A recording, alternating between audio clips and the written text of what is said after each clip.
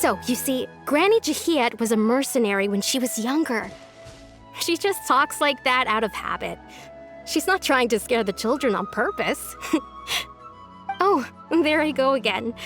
Always talking about my own things. Do you maybe have anything you want to share?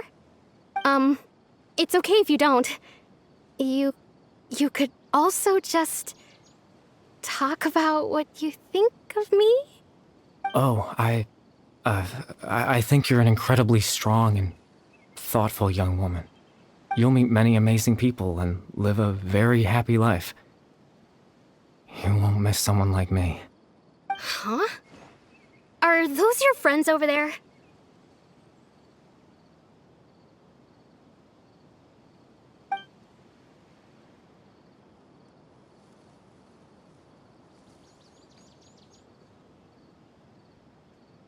Oh, right! This version of Atosa hasn't met us yet! Friends? I guess you could say that. It must have taken them a lot of effort to find me. So, I should see what they need. I'm sorry, Atosa. We'll have to continue this conversation another time. Another time, huh? Yeah, okay. I'll head back to the village then. Talk to you some other time.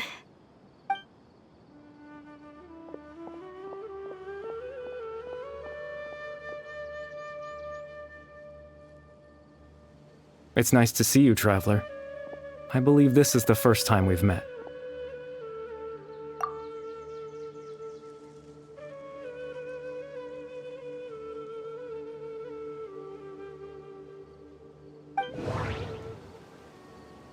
The founder of the Abyss Order. The man who broke the curse of immortality. Born into abject sorrow, he shall now become the Loom of Fate. Dane's brother, one of the 5 sinners of Conria. The one who stole the power of the Abyss. You're Caribert Alberich. Oh, you know me? That's quite the surprise. I don't believe I've met you before. Oh, I see. It was the memory, wasn't it? Your sibling's memory. You saw the me from back then. This is Atosa's memory. I came here to say goodbye to her. But I suppose I'll just leave her a message instead. Come, let's find somewhere else to talk.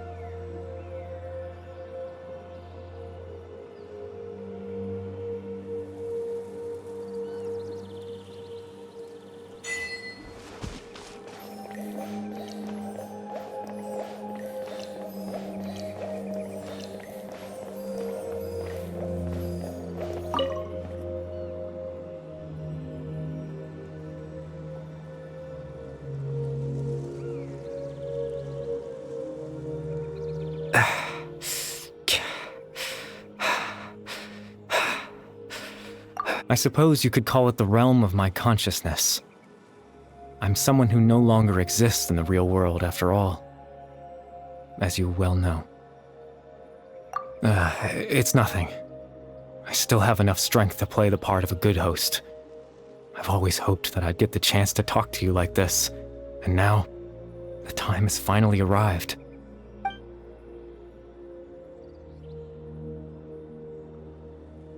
Extreme sorrow and pain. Hope and regret coursing through your veins. and a degree of abyssal power that defies comprehension. Father told me that once I possessed all those elements, I would become the Loom of Fate, but despite his intentions for me, I never truly became the Loom of Fate. I was merely used as a means for its construction. In truth, I died the moment I set everything in motion. The person you see before you now is nothing but a remnant of consciousness left over within the Loom of Fate.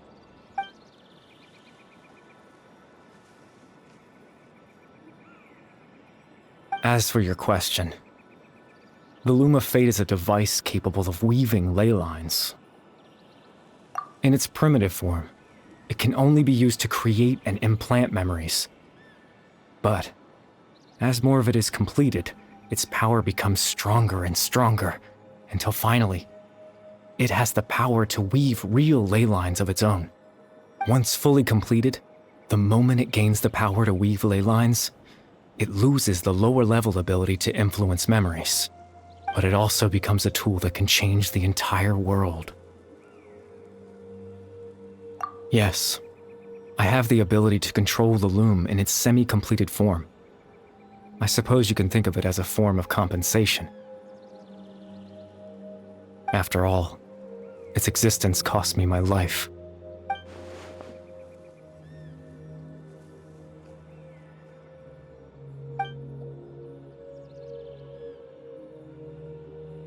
Ah, that. I was wrong to implant those memories. I'm sorry I caused so much trouble. Not only for everyone in the village, but for you as well.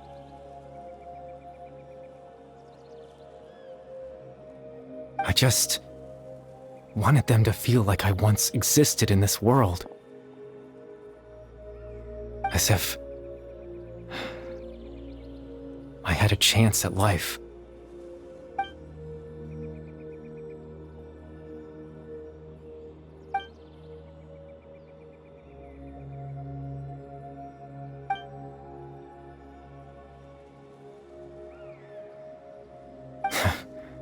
I know what you must be thinking. Why would I do something so meaningless?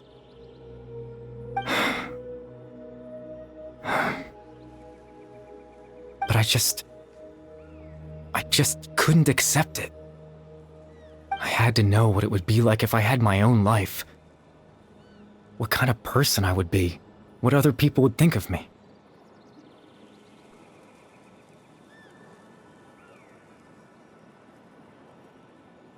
Chief Ahmadiyya, Baram, Granny Jahiat, Atosa.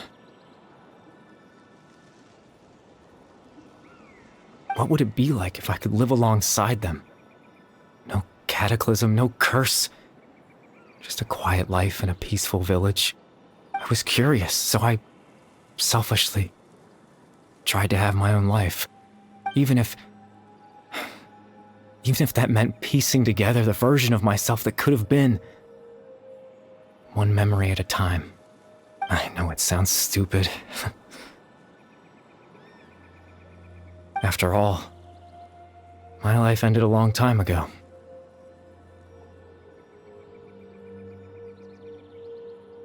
Any chance at living was stripped away from me when I was 8 years old. My consciousness left to mature in an illusory world of nothingness. Even the form you see before you was nothing but an invention based on my father's appearance. An imagined version of what I would look like if I had the chance to grow up.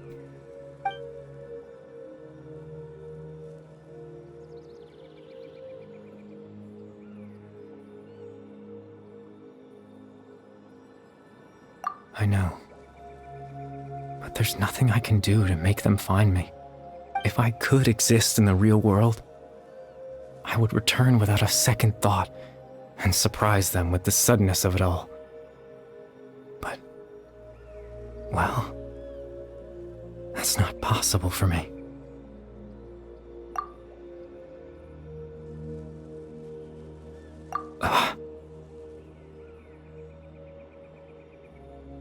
I know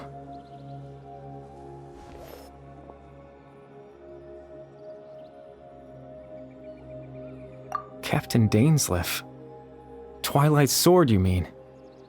No need to meet up with him. Things should already be settled on his end. Exactly.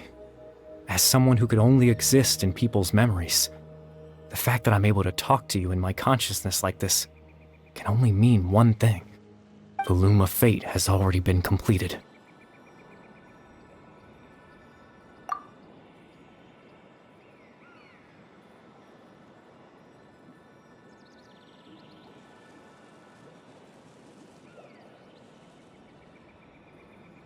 No need to worry about Captain Dainsleif. He's absolutely fine. The only reason he lost the eye was because I happened to guess exactly what he was planning. Captain Dainsleif has had the eye inside his body this whole time, hasn't he? His plan was to lure the Abyss Order to a false location, capitalizing on their pursuit of the eye in order to have the chance to confront the princess. He would then hand the eye to you and tell you to take it away from that location. That way, Captain Dainsleif could accomplish his own goal and ensure the safety of the eye all at once. A very thorough plan. That's right, because in his mind, he had given it to you already.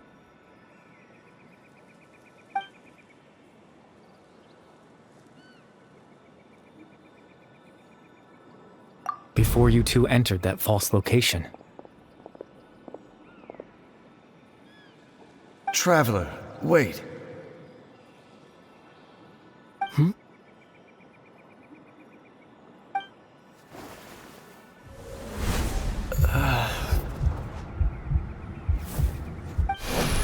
We've no time to lose. Let's head inside.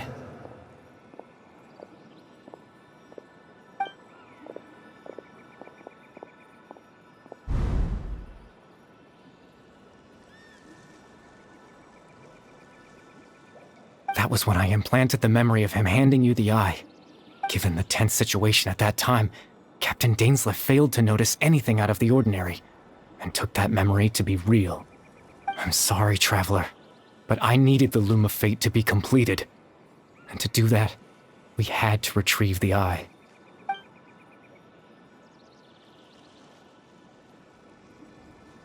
I promise I'm not trying to conceal anything from you, but I truly have no idea what the princess is planning.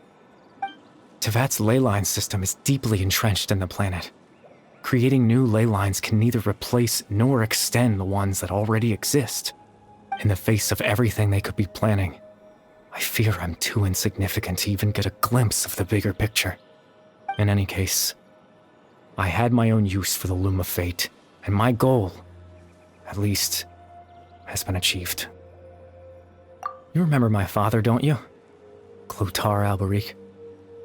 I believe you saw him in your sibling's memory. After he used the power of the Abyss to restore consciousness to my hilichurl form, I suffered from an indescribable level of mental anguish. To comfort me, my father told me a story, that this was a fairy tale world where I had to take on the form of a little monster.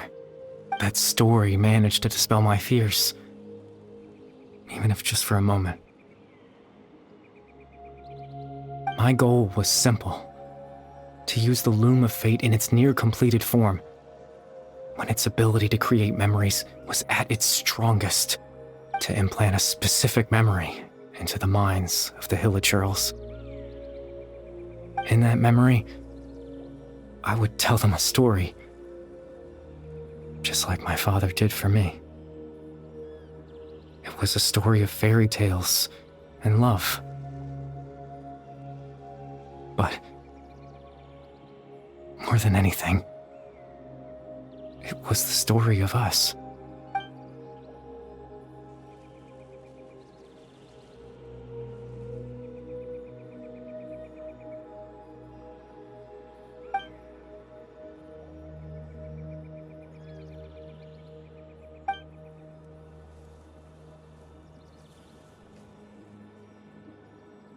I can't change the world. Not when I lost the very right to exist within it. Implanting those memories, that was the most worthwhile thing I could offer. All that's left of my existence is a wisp of residual consciousness tied to the loom of fate. In truth, that trace of my consciousness should have dissipated long ago. My goal was the one thing that allowed me to hold on all this time. But now, the bedtime story is finished. And it's finally time to rest.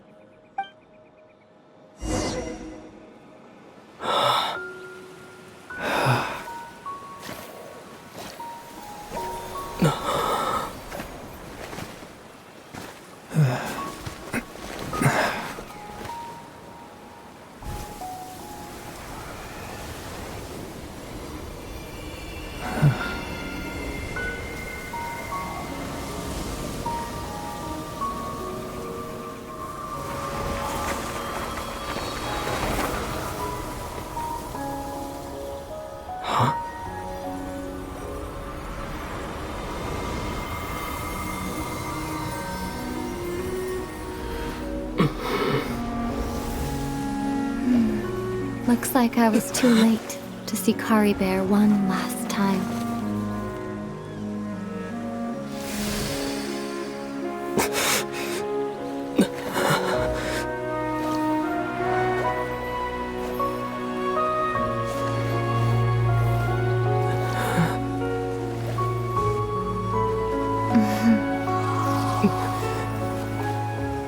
Caribert's consciousness is gone, and this space will soon disappear along with it.